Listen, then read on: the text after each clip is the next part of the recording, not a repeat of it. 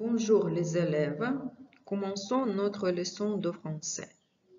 Je m'appelle Victoria Sergueyevna, je suis professeure de français du lycée numéro 40 d'Odessa. Aujourd'hui, nous allons écrire deux tests de la fin du semestre. C'est la compréhension orale et la compréhension des écrits. Доброго дня, діти! Ми починаємо наш урок французької мови. І сьогодні ми виконаємо з вами два тести, які виконуються наприкінці кожного семестра. Це тест з аудіювання та тест з читання. Тобто ми перевіримо ваші навички з аудіювання та читання. Alors, on commence. Et nous commençons par la compréhension orale. Ми починаємо з вами з тесту з аудіювання. Це підсумкова робота, складається з завдання з аудіосупровідом, після прослуховування якого учень має надати відповіді на запитання. Після виконання вправи необхідно перевірити свої відповіді та проаналізувати результативність виконаних завдань. Écoute le dialogue deux fois, puis arrête une audio, fais l'exercice, réponds vrai ou faux. Avant d'écouter une audio, on va lire des phrases. Прослухай діалог двічі, потім зупини аудіо і виконай вправи. Дай відповідь, правда чи неправда. Перед тим, як прослухати аудіо, прочитаємо речення. 1. Alima donne des cours d'alphabétisation qu'elle organise elle-même au Sénégal. 2. Pendant une partie de l'année, elle habite dans la région de Fouta chez son frère. 3. Alima est française. Elle est d'origine sénégalaise. 4. Elle fait son travail de bénévole pour la 3e fois. 5. Au Sénégal, beaucoup d'enfants ne savent pas lire et écrire. 6. Avec les techniques modernes, le besoin de savoir lire est moins grand qu'avant. 7. Alima écrit souvent des courriels à sa nièce. 8. C'est surtout aux femmes qu'Internet ouvre un monde nouveau. 9. Il y a aussi un cours où l'on apprend à compter. 10. Dans le cours d'Alima, il y a des hommes qui sont déjà assez vieux. 11. Alima donne ses cours comme dans son collège à Lyon. Et 12. On chante, on raconte des histoires, on apprend des proverbes français. Alors, attention, écoute une audio deux fois, puis arrête une audio et réponds aux questions. Bonne chance. Interro. Une prof qui s'engage. Bonjour Alima, vous faites donc des cours d'alphabétisation au Sénégal et vous êtes prête à nous parler de votre travail. Oui, je veux bien car c'est un travail intéressant et passionnant. Je donne des cours qui sont organisés à l'aide d'une association de profs francophones qui s'engagent pour la francophonie en Afrique. Moi, je travaille au Fouta. C'est une région dans le nord du Sénégal que je connais très bien car mon frère et ma belle-sœur y habitent avec leurs enfants. Cela me permet de vivre chez eux pendant la période des cours. Vous êtes vous-même sénégalaise, Alima? Oui et non. J'ai la double nationalité parce que je suis française d'origine sénégalaise. Je suis prof de français dans un collège de la banlieue lyonnaise. Une fois par an, je pars au Sénégal pour 2 mois avec d'autres collègues. On est tous des bénévoles. Moi là, c'est la 3e fois que je le fais. Alphabétisation au Sénégal, on se demande s'il y en a vraiment besoin. On s'imagine que tous les enfants sénégalais vont à l'école où ils apprennent à lire et à écrire. Ce que vous dites est vrai pour les jeunes. Mais dans ce pays, il y a beaucoup de personnes adultes, surtout des femmes, qui ne sont pas allées à l'école quand elles étaient jeunes. Le besoin de savoir lire, plus que celui d'écrire d'ailleurs, est plus grand que jamais. Ah, Oui, grâce à Internet, on peut quasiment sortir de son village sénégalais et on peut participer à ce qui se passe dans le monde entier. On peut lire les courriels de la nièce qui vit en France, par exemple. Mais comment profiter d'Internet si on ne sait pas lire ? Dans la vie traditionnelle des femmes au Sénégal, elles n'avaient pas tellement besoin de savoir lire et écrire. Mais aujourd'hui, c'est différent. Et c'est tentant parce que ça leur ouvre tout un monde. Et puis, il faut comprendre que l'alphabétisation pour la vie quotidienne est très importante, particulièrement pour les femmes. Beaucoup d'entre elles sont malheureuses après un mariage forcé ou arrangé. Sans savoir lire et écrire, elles n'ont aucune chance de changer leur situation. Avec les cours d'adultes, elles apprennent à compter par exemple. Et comme ça, elles peuvent faire leur petit commerce. ce sont donc surtout des femmes qui suivent les cours. Ce sont en majorité des femmes, oui, mais pas seulement. Dans le cours actuel, on a aussi quelques vieux messieurs qui s'amusent fort bien. Pourriez-vous nous expliquer un peu votre méthode ? Ce n'est probablement pas la même que pour un cours de collège à Lyon. Non, alors là, vous avez raison, ce n'est pas du tout la même chose. En Afrique, tout se passe dans un cadre presque familial. On chante, on se raconte des histoires, et on lit toujours en prononçant à haute voix. Nous avons élaboré une méthode qui part des choses traditionnelles, comme par exemple les proverbes. On aime beaucoup les proverbes au Sénégal. Vous pourriez nous donner un exemple ? Avec plaisir, attendez. Voilà. Au Sénégal, on dit souvent « qui parle sème »,« qui écoute récolte ». Et nous, on ajoute « qui lit mange »,« qui écrit donne à manger ». Puis on écrit les 4 phrases au tableau. Tous les participants connaissent le proverbe, alors les 2 premières phrases sont très faciles à lire et tous finissent par lire facilement le reste. Voilà un petit exemple. On comprend que ce travail est passionnant. Je vous remercie beaucoup, Halima, de nous en avoir parlé.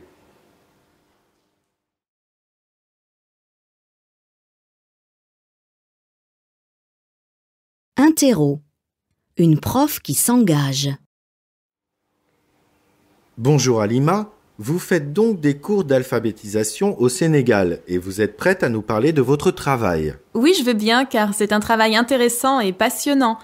Je donne des cours qui sont organisés à l'aide d'une association de profs francophones qui s'engagent pour la francophonie en Afrique. Moi, je travaille au Fouta. C'est une région dans le nord du Sénégal que je connais très bien car mon frère et ma belle-sœur y habitent avec leurs enfants. Cela me permet de vivre chez eux pendant la période des cours. Vous êtes vous-même sénégalaise, Halima. Oui et non. J'ai la double nationalité parce que je suis française d'origine sénégalaise. Je suis prof de français dans un collège de la banlieue lyonnaise. Une fois par an, je pars au Sénégal pour 2 mois avec d'autres collègues. On est tous des bénévoles. Moi là, c'est la 3e fois que je le fais. Alphabétisation au Sénégal, on se demande s'il y en a vraiment besoin. On s'imagine que tous les enfants sénégalais vont à l'école où ils apprennent à lire et à écrire. Ce que vous dites est vrai pour les jeunes. Mais dans ce pays, il y a beaucoup de personnes adultes, surtout des femmes, qui ne sont pas allées à l'école quand elles étaient jeunes. Le besoin de savoir lire, plus que celui d'écrire d'ailleurs, est plus grand que jamais. Ah, Oui, grâce à Internet, on peut quasiment sortir de son village sénégalais et on peut participer à ce qui se passe dans le monde entier. On peut lire les courriels de la nièce qui vit en France, par exemple. Mais comment profiter d'Internet si on ne sait pas lire ? Dans la vie traditionnelle des femmes au Sénégal, elles n'avaient pas tellement besoin de savoir lire et écrire. Mais aujourd'hui, c'est différent. Et c'est tentant parce que ça leur ouvre tout un monde. Et puis, il faut comprendre que l'alphabétisation pour la vie quotidienne est très importante, particulièrement pour les femmes. Beaucoup d'entre elles sont malheureuses après un mariage forcé ou arrangé. Sans savoir lire et écrire, elles n'ont aucune chance de changer leur situation. Avec les cours d'adultes, elles apprennent à compter par exemple. Et comme ça, elles peuvent faire leur petit commerce. Ce sont donc surtout des femmes qui suivent les cours. Ce sont en majorité des femmes, oui, mais pas seulement. Dans le cours actuel, on a aussi quelques vieux messieurs qui s'amusent fort bien. Pourriez-vous nous expliquer un peu votre méthode? Ce n'est probablement pas la même que pour un cours de collège à Lyon. Non, alors là, vous avez raison, ce n'est pas du tout la même chose. En Afrique, tout se passe dans un cadre presque familial. On chante, on se raconte des histoires, et on lit toujours en prononçant à haute voix. Nous avons élaboré une méthode qui part des choses traditionnelles, comme par exemple les proverbes. On aime beaucoup les proverbes au Sénégal. Vous pourriez nous donner un exemple? Avec plaisir, attendez. Voilà. Au Sénégal, on dit souvent « qui parle sème »,« qui écoute récolte ». Et nous, on ajoute « qui lit mange »,« qui écrit donne à manger ». Puis on écrit les 4 phrases au tableau. Tous les participants connaissent le proverbe, alors les 2 premières phrases sont très faciles à lire et tous finissent par lire facilement le reste. Voilà un petit exemple. On comprend que ce travail est passionnant. Je vous remercie beaucoup, Halima, de nous en avoir parlé.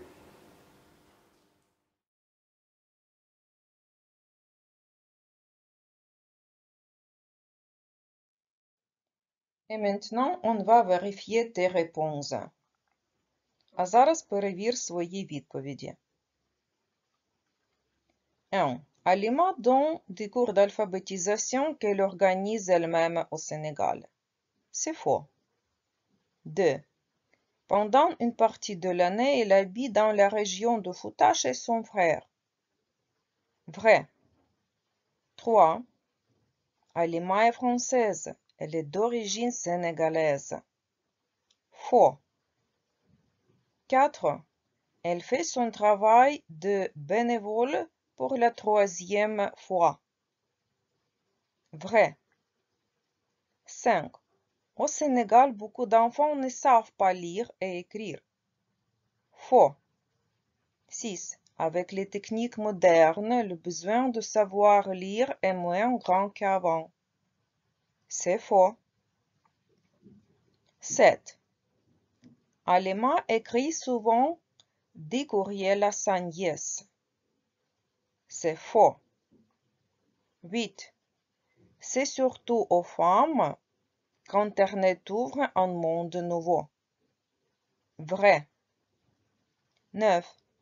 Il y a aussi un cours où l'on apprend à compter. C'est faux.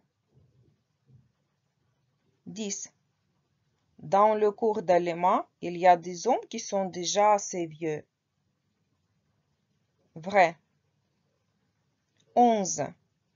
Halima donne ses cours comme dans son collège à Lyon. C'est faux. 12. On chante, on raconte des histoires, on apprend des proverbes français. C'est faux.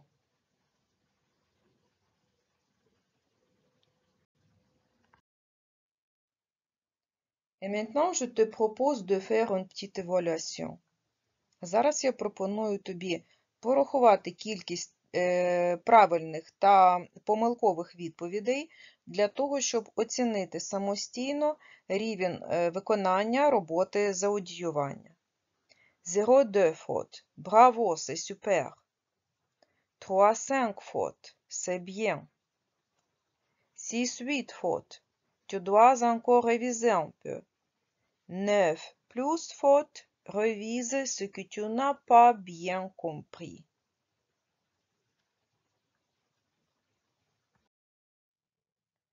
Nous continuons notre leçon et maintenant on va accomplir la compréhension écrite.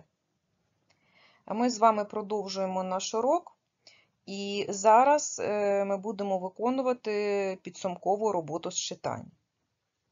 Підсумкова робота з читання складається з завдань, які містять текст, після прочитання якого учень відповідає на запитання. Після виконання вправи необхідно перевірити свої відповіді та проаналізувати результативність виконаних завдань. Exercice 1. Lisez le texte et répondez vrai ou faux. Перша вправа. Прочитайте текст і дайте відповідь, правда чи ні. Au lieu de continuer à lire des livres sur la France, je suis allé cette année pour la première fois. J'ai essayé de vivre en France avec des Français et de les comprendre. Et je les ai bien observés et je n'ai plus les idées que j'avais avant mon voyage. J'ai été très étonnée par ce que j'ai vu là-bas. D'abord, il n'y a qu'une France, mais il y en a beaucoup. Je me suis rendu compte que chaque région est différente d'autres. Les Français, il y en a les grands, des petits, des gros, des maigres, des blonds, des bruns. Les langues? Bien sûr, tous les Français et même les étrangers parlent français. Mais il ne faut pas oublier les langues régionales. Le breton, le corse, le basque, l'occitan, l'alsacien. On dit que Paris n'est pas la France.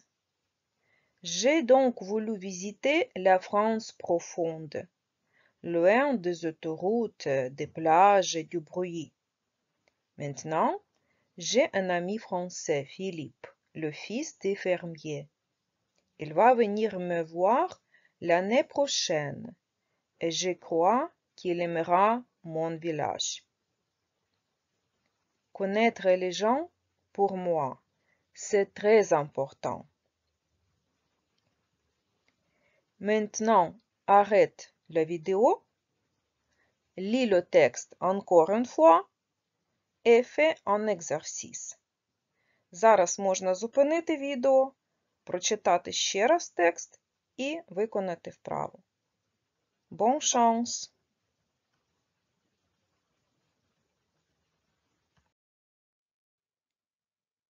Vérifiez vos réponses. Зараз перевірте ваші відповіді. 1. J'ai continué à lire des livres sur la France. Faux. 2. J'ai observé les Français et j'ai changé mes idées. Vrai. 3. En France, toutes les régions sont pareilles. Faux. 4. J'ai voulu visiter la France profonde, loin des autoroutes, des plages et des bruits. Vrai. 5. On dit que Paris, c'est toute la France. Faux. 6. L'année prochaine, je vais voir mes amis français. Faux.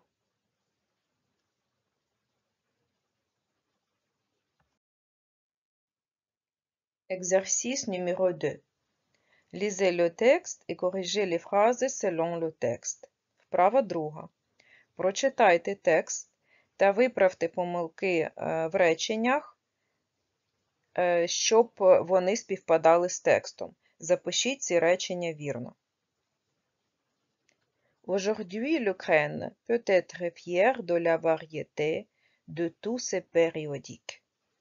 Si vous voulez vous tenir informé, vous avez le choix, car la presse est multiple. On peut trouver des journaux de toutes sortes, nationaux, régionaux, officiels et privés, sérieux et feuilles de chou, féminins et masculins, pour les jeunes et leurs parents. Aujourd'hui, la liberté de la presse est devenue la réalité. La plupart des journaux sont indépendants. Ils ont leur style individuel et leurs particularités. D'habitude, il y a 4 ou 8 pages dans un journal, mais certains journaux ont 12 ou 16 pages. Mais ce n'est pas obligatoire de lire tous les articles. Maintenant, arrêtez s'il vous plaît la vidéo et corrigez les phrases. А зараз зупиніть, будь ласка, відео та запишіть речення правильно, виправте помилки.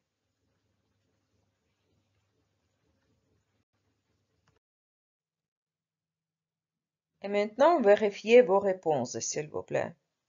Зараз перевірте, будь ласка, свої відповіді. 1. Vous avez le choix, car la presse est multiple. 2. Aujourd'hui, la liberté de la presse est devenue la réalité. 3. Mais ce n'est pas obligatoire de lire tous les articles.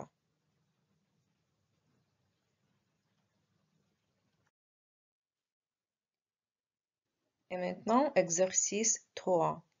Lisez le texte et mettez les lettres des réponses correctes. Il y a une réponse qui ne correspond pas du tout au texte. І зараз третя вправа. Прочитайте текст і проставте літери правильних відповідей. Є одна відповідь, яка не підходить до тексту, вона зайва. La musique de la France occupe la place en vue dans toute la culture musicale, non seulement de l'Europe, mais encore, comme n'importe quel art est là. Après la Première Guerre mondiale, les rythmes américains entrent dans le monde. Les chanteurs de ces temps, Mistinguett, Maurice Chevalier, Joséphine Baker, travaillent. Dans les années 30e, l'art de la chanson se distingue par ces années ont mis au monde un nouveau, moderne art de la chanson, et sa fondatrice est Edith Giovanna Gassion. Arrêtez la vidéo et faites un exercice. Зараз можна зупинити відео і виконати завдання. Bon chance!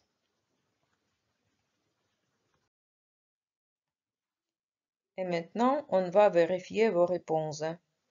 Зараз давайте перевіримо ваші відповіді. La musique de la France occupe la place en vue dans toute la culture musicale, non seulement de l'Europe, mais encore dans le monde entier.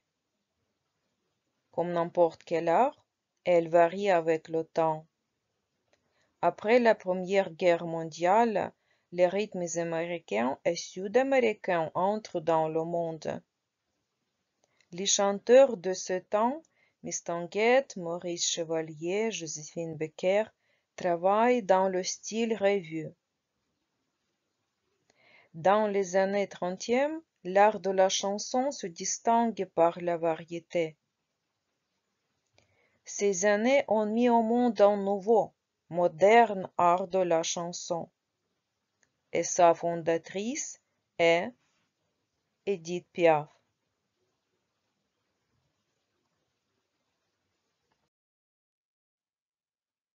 Vous avez bien travaillé et j'espère que vous n'avez pas de fautes. Et maintenant, on va faire une petite évaluation.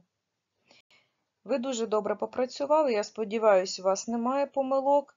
І зараз ми порахуємо кількість правильних та неправильних відповідей для того, щоб оцінити рівень виконання роботи з читання. 0,2 fautes. Bravo, c'est super. 3,5 fautes. C'est bien. 6,8 fautes. Tu dois encore réviser un peu. 9 plus fautes. Révise ce que tu n'as pas bien compris.